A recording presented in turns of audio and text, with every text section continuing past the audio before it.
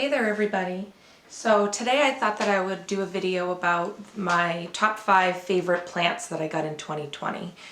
Believe it or not, I didn't get as many as you would think during quarantine.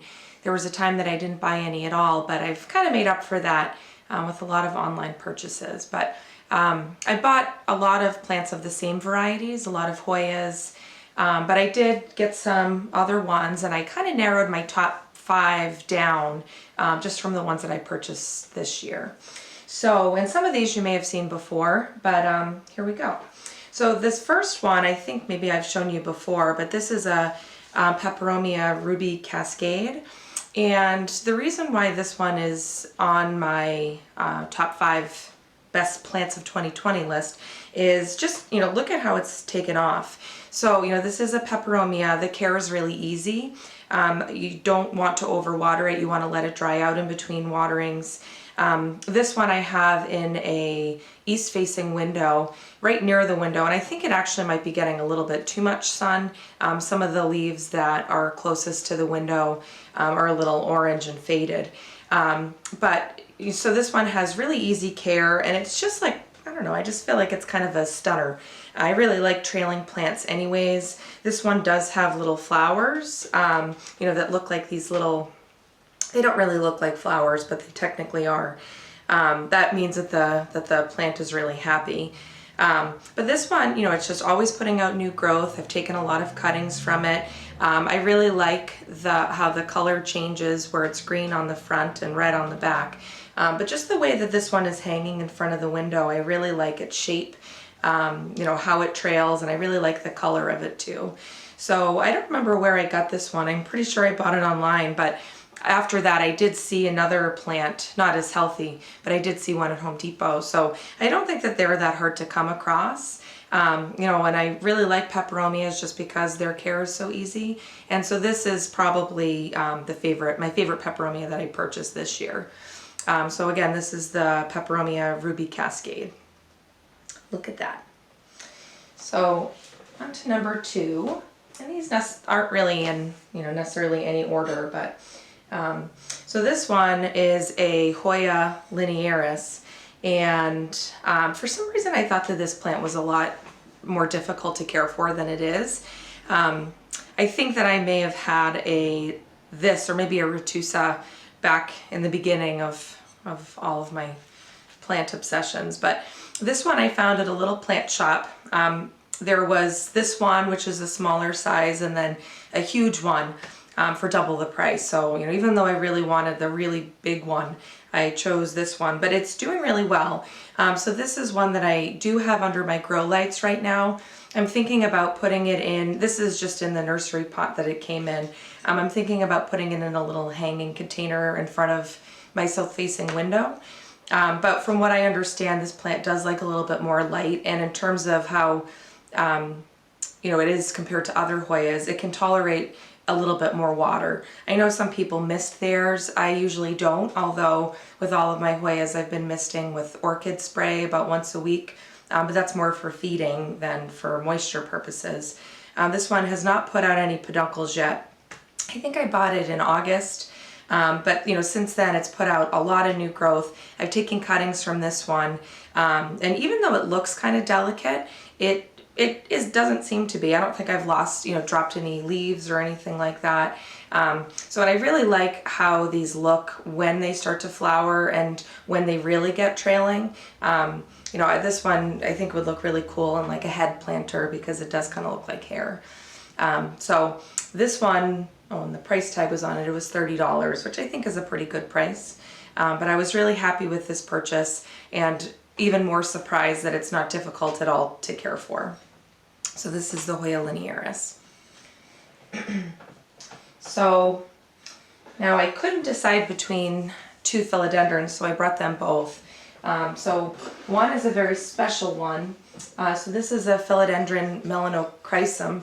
And this one I did buy from Green Spaces, and it came to me, I think it probably had, so it had this big leaf, and then I think this one, so they were both a little bit damaged, which, for the price that I paid for it, I was just happy that I had it. but it took really well. I got it, I want to say in February or March, but it was really easy to, I just put it in the pot and it's been growing. It's put out 3 new leaves. This one just opened up. And if you know anything about this plant, people really love them for their foliage. The veining of the leaves, plus they feel really velvety. And then like all philodendrons, most philodendrons, they like to climb. So this one, I'll probably, let it climb up a pole or a stake or something like that. I think it will probably be a little bit happier. But for now, it's just going up and up. And every time I look at this plant, I feel really lucky that I have it. I don't do any special care for this one. It's in, kind of a shallow pot, I guess, but I just fed them. I use time-released fertilizer, so usually I feed most of my houseplants about every 6 months. And I water it with my other plants. It's in a pretty chunky mix. I don't remember if I mixed it myself, but it looks like there's some orchid bark on top, so I don't remember if that was intentional or not. But and philodendrons do like a fair amount of humidity too, and I don't have this one near a humidifier, but it seems to be pretty happy. The new leaves it's put out are really beautiful. The older leaf had some damage, but I can't take credit for that. So this is the Philodendron Melanochrysum. A little bit harder to find. Again, I'm sure you could, buy it online or Facebook buy sell trade group, but I know that they can be pretty pricey too. But for me, it was worth it. And I paid a reasonable price, but I also had to pay to have it imported. And I would be careful about doing that now.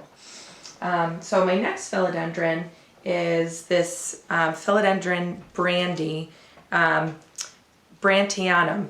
And so this is a plant that I really kind of lusted over for a while. I do have another plant. It's actually up behind me there, but so it's much smaller. The leaves are much smaller, but so I had bought that one as a cutting on Etsy, and I guess it just didn't grow as as fast as I wanted it to.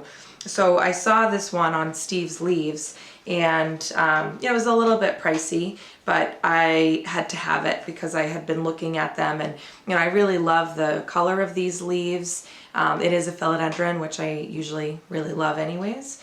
And I love the heart-shaped leaves also. So, this one, I definitely think it's worth it. I have not taken any cuttings off of this one. To be honest, sometimes I have trouble rooting certain types of philodendrons, so we'll see. But this one was totally worth it for me. It does have some browning on some of the leaves, and I think that is because I have this one right near a heater.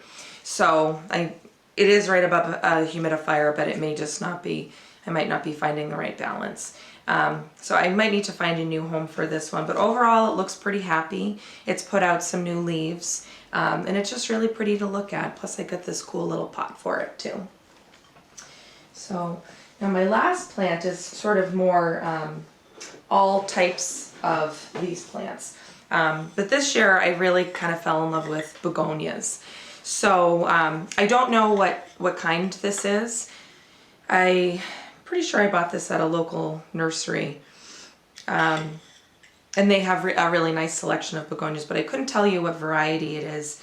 But I have been really getting into begonias lately. I really love their leaves. I love, their pretty colors. I like how every leaf is kind of different. I am still learning a lot about their care. So some of my begonias, or Rex begonias, we'll say, have crispy leaves. And so I don't think that that's an issue with watering. I think it's more of an issue with humidity. So I'm still trying to find a balance. But what I find really rewarding about these plants is even if all of your leaves get super crispy, you pull them off, then usually it will still put out some new growth, unless there's something really wrong with it. So, I like this one has kind of a crispy yellowed leaf here. So I will pull that off, and I know another one will take its place. I have been keeping them, I have been watering them a little bit more frequently than my other plants. I think that they just like it. I bet that these are plants that would probably do or be happy with distilled water or not water out of the tap. But that's something that, I know maybe I should not be using tap water, but I do for basically everything. But that could be behind some of the browning, but I do think it's more of a humidity issue. So I have several. I did just get a new order, and some of them, the baby ones, don't really look that happy. And then I had another Rex begonia that is super beautiful. I think it's called Firewoman, but I think it had a bacterial leaf spot. So I cut all the leaves off. It has put out a new one, but I have to kind of keep it by itself because I guess it's a pretty common disease of begonias. So this one I've had for a couple of months. You know, I just put it in the pot. It's been super happy. And I'm just really, you know, really kind of obsessed with them. I love them. I love the way that they look. So I'm working on that collection. So I did buy some more plants in 2020. I got a lot of Hoyas. So, but these, I didn't want to just do a Hoya video because I don't know if I'm the only one that feels that way about Hoyas, but I wanted to show you these, and you know, they're all pretty easy to care for, and I think that they're really rewarding. So let me know what you think. If you have questions or any care tips, please let me know, and thanks for watching. Bye now.